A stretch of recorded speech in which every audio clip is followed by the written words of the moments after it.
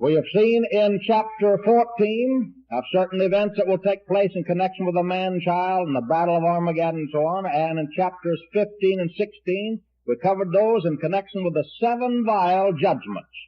So we'll skip all that down to at least the 16th chapter, verse 17, down to verse 21, where we have the 7th vial, which is the last of these 7 great plagues of the vial judgments. In the 19th verse of this 16th chapter, we read that Babylon is destroyed and the cities of the nations will fall.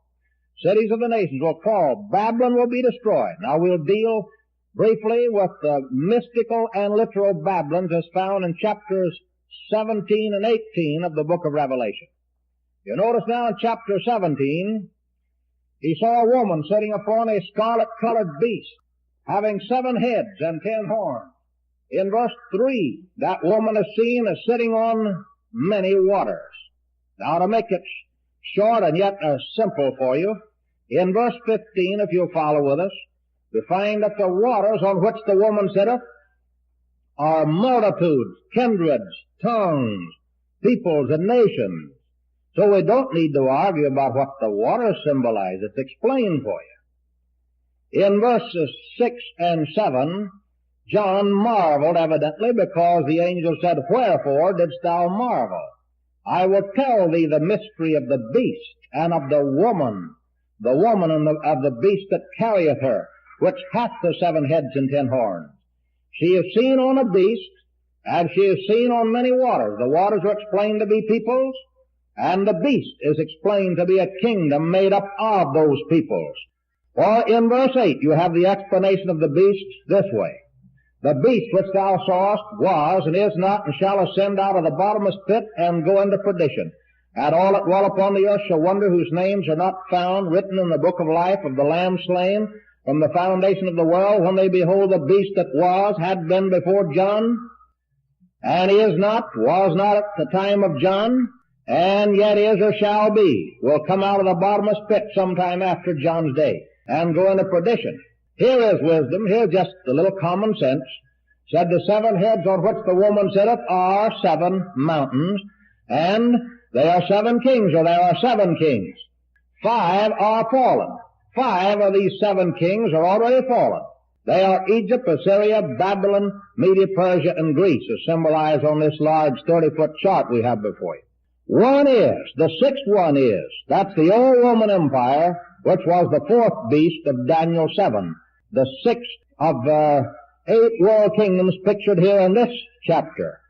5 had fallen before John's day, 1 was in John's day. And we know the old Roman Empire was the one in existence in John's day. That makes 6 of these 7 heads, you see. And then he next said, the 7th is not yet come. That will be the one made up of 10 kingdoms inside of the old Roman Empire territory, or the 6th kingdom of these 8, pictured in this chapter. 10 kingdoms will be formed inside of the Roman Empire in the latter days, and that will make the 7th of these 7 kingdoms symbolized by the 7 horns, or the 7th of these 8 kingdoms symbolized by the 7 horns and the beast itself. For the beast itself is a separate and distinct kingdom from all the 7 kingdoms symbolized by the 7 horns. As proved in verse 11 of this chapter, where it says, "The beast, even he, is the 8th. He is the 8th. Not any one of the 7, but is the 8th, a succession, the 8th of a succession of 8 kingdoms, you see. Here we have then the beast is explained to be a kingdom made up of the many kindreds and tongues and peoples and nations. Now in verse 18 you have the woman explained, says she is that city which hath a kingdom, reigning over the kings of the earth. Now according to verses 2 and 3, this woman is a religious system, not a political power. For we read in verse 2 and 3 that she is causing the kings of the earth to commit fornication with her. She is not a king. She is not one with the kings of the earth, not classed with the kings of the earth. Therefore, she is not a political power. She is a religious power. We read that she is drunken with the blood of the saints of Jesus. Drunken with them, with the blood of the saints. That's what caused John to marvel so much. And then We read in verse 5 that she has on her forehead a name written, Mystery, Babylon the Great, the mother of harlots and of the abominations of the earth. The idea of this woman is a religious system which will dominate the kingdoms, the 10 kingdoms inside of the Roman Empire, out of which Antichrist will come. She will dominate those 10 kingdoms until the Antichrist comes to full power over those 10 kingdoms. Then the Antichrist hates this religious system, and the 10 kingdoms, after giving their kingdom to the beast, will agree with the beast, or the Antichrist, the head of this 8th kingdom, will agree, and all 11 of these kings will make war on this religious system and will destroy her. That's what's explained in verse 16 and 17 of this chapter, where we read this, about the 10 horns. It says, These shall hate the whore, and shall burn her flesh, and make her desolate and naked, for God hath put it in their hearts to agree and give their kingdom to the beast, till the words of God should be fulfilled. You see, the 10 agree and give their kingdom to the beast, the Antichrist, the head of the 8th kingdom. And the Antichrist and these 10 kings, reigning over those 10 kingdoms, will destroy this religious system. What for? That the Antichrist might be the object of worship the last 3.5 years, so that the worship of the beast may be established as a law in the 10 kingdoms or inside of the old Roman Empire during the last 3.5 years of this age.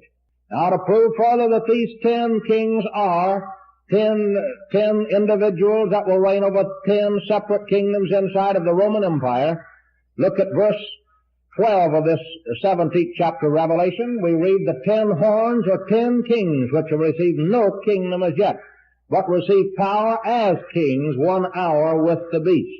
These shall have one mind, and shall give their power and strength unto the beast. These shall make war with the Lamb, but the Lamb shall overcome them. For he is King of kings and Lord of lords, and they that are with him are the called, chosen, and faithful. Thus the 10 kings will be independent kingdoms inside of the Roman Empire before the Antichrist comes to power.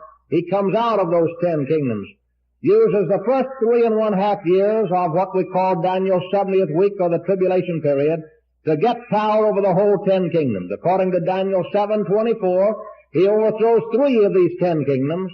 Then that makes all the rest of them willing to submit to him. And so God puts it in the hearts of all these 10 kings to agree and just give their whole kingdoms to the Antichrist, and that forms the 8th of these 8 kingdoms.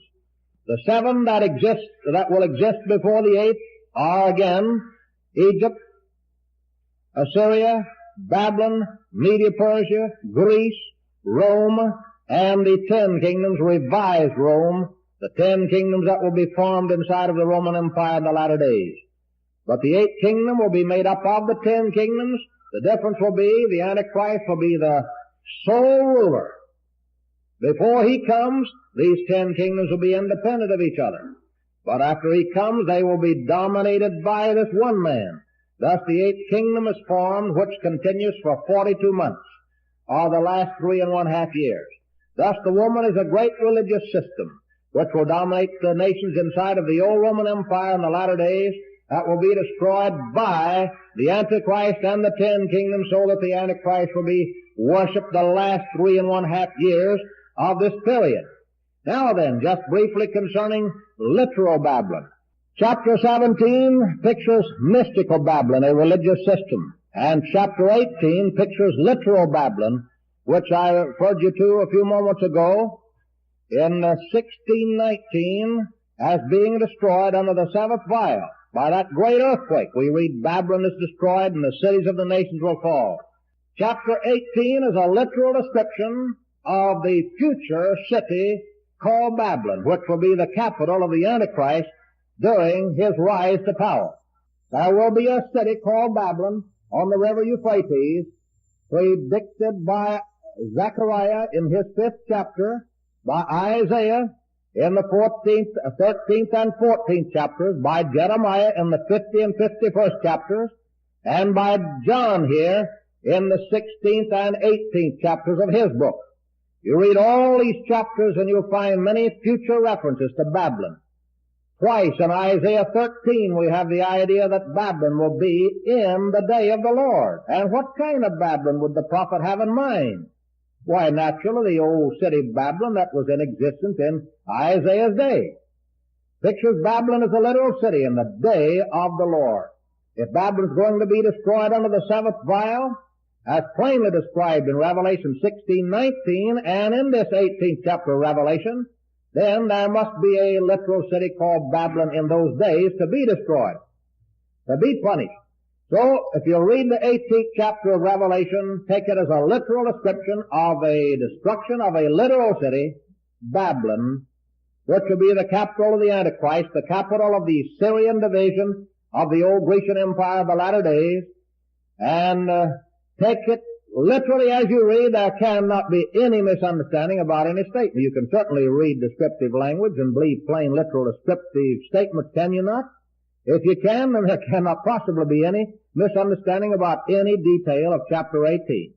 Just connect that with chapter 16, verse 19, as being destroyed under, being fulfilled rather, and the Babylon is being destroyed under the seventh vial and by that earthquake, which will not only destroy Babylon, but it says the cities of the nations fell. The cities of the nations fell.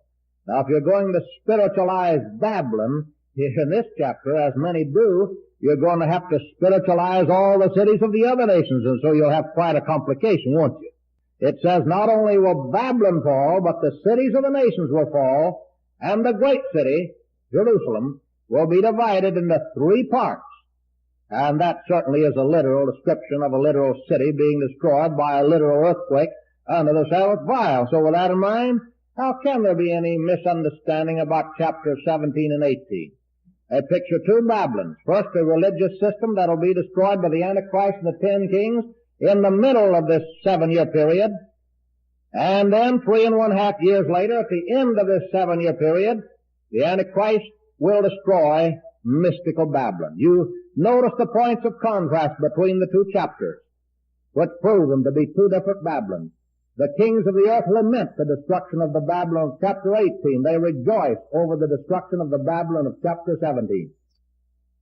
The kings of the earth destroy the Babylon of chapter 17, but God himself destroys the Babylon of chapter 18 by a great earthquake. In 1 hour, we read.